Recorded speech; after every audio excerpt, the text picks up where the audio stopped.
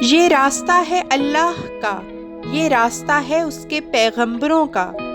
یہ راستہ ہے اللہ کے نیک بندوں اور صالحین کا، یہ راستہ ہے بالکل سیدھا، یہ راستہ ہے استقامت کا، یہ راستہ ہے جو جس منزل تک لے کر جائے گا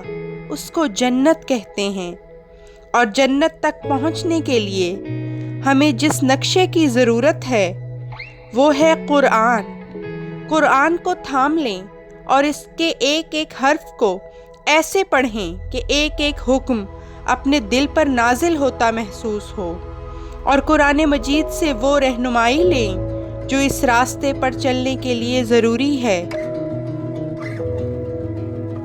آئیے اللہ تعالیٰ کی راستے کی طرف بڑھتے ہیں